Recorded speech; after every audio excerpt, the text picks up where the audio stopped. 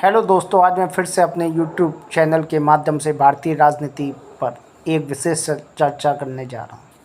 यह चर्चा है एक ट्रेन में सफ़र कर रहे व्यापारी की, और दूसरा उसमें जो पात्र है वो है भिखारी। भिखारी कैसे बना व्यापारी और उनकी वार्तालाप। एक था भिखारी, रेल सफ़र में भीख मांगने के दौरान एक सूट बूट पहने रहता था। व्यापारी दौरान एक सूट बूट पहने सेठ जी उसे दिखे। उसने सोचा कि यह व्यक्ति बहुत अमीर लगता है, इससे भीख मांगने पर यह मुझे ज़रूर अच्छे पैसे देगा। वह उस सेठ से भीख मांगने लगा। भिखारी को देखकर उस सेठ ने कहा, तुम हमेशा मांगते ही हो, क्या कभी किसी को कुछ देते भी हो? भिखारी बोला, साहब मैं तो भिखारी हूँ, हमेशा लोगों से मांगता ही रहता हूँ। मेरी इतनी औकात कहाँ कि किसी को कुछ दे सकूं। सेठ, जब किसी को कुछ दे नहीं सकते तो तुम्हें मांगने का कोई हक नहीं है। मैं एक व्यापारी हूँ और लेन देन में ही विश्वास करता हूँ। अगर तुम्हारे पास मुझे कुछ देने को हो तभी मैं तुम्हें बदले में कुछ दे सकता हूँ। तभी वह स्टेशन आ गया जहाँ पर उस सेठ को उतरना था। वह ट्रेन से उतरा और चला गया। इधर भिखारी सेठ की कही गई बात के बारे में सोचने लगा। सेठ के द्वारा कही गई बात उस भिखारी के दिल में उतर गई। वह सोचने लगा कि शायद मुझे भीख में अधिक पैसा इसलिए नहीं मिलता क्योंकि मैं उसके बदले में किसी को कुछ दे नहीं पाता हूँ। लेकिन मैं तो भिखारी हूँ, किसी को कुछ देने लायक ही नहीं हूँ। लेकिन कब तक मैं लोगों को बिना कुछ दिए केवल मांगता ही रहूँगा। बहुत सोचने के बाद भिखारी ने निर्णय किया कि जो भी व्यक्ति उसे भीख देगा तो उसके बदले में वह भी उस व्यक्ति को कुछ ज़रूर देगा।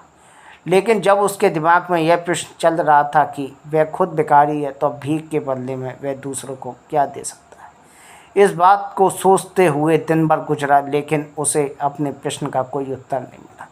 दूसरे दिन जब वह स्टेशन के पास बैठा हुआ था तभी उसकी नज़र कुछ फूलों पर पड़ी जो स्टेशन के आसपास के पौधों पर खिल रहे थे। उसने सोचा, क्यों ना मैं लोगों को भीख के बदले में कुछ फूल दे दिया करूं। उसको अपना यह विचार अच्छा लगा और उसने वहां से कुछ फूल तोड़ लिए। वह ट्रेन में भीख मांगने पहुंचा। जब भी कोई उसे भीख देता तो उसके बदले में वह भीख देने वाले को कुछ फूल देता। उन फूलों को लोग खुश होकर अपने पास रख लेते थे। अब भिखारी रोज़ फूल तोड़ता और भीख के बदले में उन फूलों को लोगों में बांट देता था। कुछ ही दिनों में उसने महसूस किया कि अब उसे बहुत अधिक लोग भीख देने लगे हैं।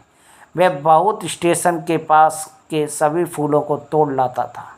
जब तक उसके पास फूल रहते तब तक उसे बहुत से लोग भीख देते थे। लेकिन जब फूल बांटते बांटते ख़त्म हो जाते तो उसे भीख भी नहीं मिलती थी। अब रोज़ ऐसा ही चलता रहा। एक दिन जब वह भीख मांग रहा था तो उसने देखा कि वही सेठ ट्रेन में बैठे हैं जिसकी वजह से उसे भीख के बदले फूल देने की प्रेरणा मिली थी।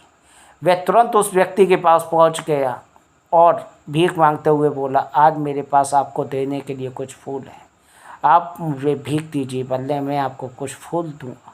सेठ जी ने उस भीख के रूप में कुछ पैसे दे दिए और भिखारी ने कुछ फूल उसे दे दिए, और सेठ को ये बात बहुत पसंद आई। सेठ, वाह क्या बात है, आज तुम भी मेरी तरह एक व्यापारी बन गए हो। इतना कहकर फूल लेकर वह सेठ स्टेशन पर उतर गया। लेकिन उस सेठ द्वारा कही गई बात एक बार फिर से उस भिखारी के दिल में उतर गई। वह बार बार उस सेठ के द्वारा कही गई बात के बारे में सोचने लगा और बहुत कुछ होने लगा। उसकी आंखें अब चमकने लगी। उसे लगने लगा कि अब उसके हाथ सफलता की वह चाबी लग गई है जिसके द्वारा वह अपने जीवन को बदल सकता है। वह तुरंत ट्रेन से नीचे उतरा और उत्साहित होकर बहुत तेज आवाज़ में ऊपर आसमान की ओर देखकर बोला, मैं भिखारी नहीं हूँ, मैं तो एक व्यापारी हूँ। मैं भी उस सेठ जैसा बन सकता हूँ, मैं भी अमीर बन सकता हूँ। लोगों ने उसे देखा तो सोचा कि शायद यह भिखारी पागल हो गया है। अगले दिन से वह भिखारी उस स्टेशन पर फिर कभी नहीं दिखा। एक वर्ष बाद इसी स्टेशन पर दो व्यक्ति सूट बूट पहने हुए यात्रा कर रहे थे। दोनों ने एक दूसरे को देखा तो उनमें से एक ने दूसरे को हाथ जोड़कर प्रणाम किया और कहा, क्या आप मुझे पहचाना? सेठ, नहीं तो शायद हम लोग पहली बार मिल रहे हैं। भिखारी सेठ जी, आप याद कीजिए, हम पहली बार नहीं बल्कि तीसरी बार मिल रहे हैं। सेठ, मुझे याद नहीं आ रहा। वैसे हम पहले 2 बार कब मिले आपसे? पहला व्यक्ति मुस्कुराया और बोला, हम पहले भी 2 बार इसी ट्रेन में मिले थे।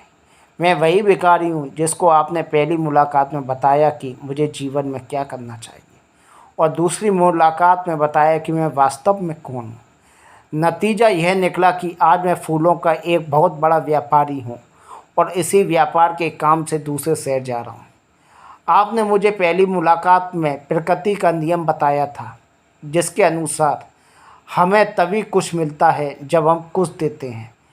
लेन देन का यह नियम वास्तव में काम करता है। मैंने ये बात बहुत अच्छी तरह महसूस किया है, लेकिन मैं खुद को हमेशा भिखारी ही समझता रहा। इससे ऊपर उठकर मैंने कभी सोचा ही नहीं था। और अब आपसे मेरी दूसरी मुलाकात हुई है, तब आपने मुझे बताया कि मैं एक व्यापारी बन चुका था। अब मैं समझ चुका था कि मैं वास्तव में एक भिखारी नहीं बल्कि एक व्यापारी बन चुका हूँ। भारतीय मनीषियों ने संभवतः इसीलिए स्वयं को जानने पर सबसे अधिक जोर दिया और फिर कहा, सिवो हम समझ की ही तो बात है। भिखारी ने स्वयं को जब तक भिखारी समझा वह भिखारी रहा। उसने स्वयं को व्यापारी मान लिया, व्यापारी बन गया। जिस दिन हम समझ लेंगे कि हम कौन हैं, मनुष्य वास्तव में कौन है, क्या जन्म है, सिद्धांत है, अर्थात मैं भगवान का अंश हूँ, फिर जानने समझने को रह ही क्या जाएगा। दोस्तों, इस कहानी से हमको क्या प्रेरणा मिलती है? इस कहानी से हमको यह प्रेरणा मिलती है कि मनुष्य को अपने अंदर झांक कर देखना चाहिए। वो जो बनना चाहे और अपने लक्ष्य को जो चुनना चाहे, और दूसरों से जो सीख मिलती है, बुराई में भी सीख होती है और अच्छाई में भी सीख होती है।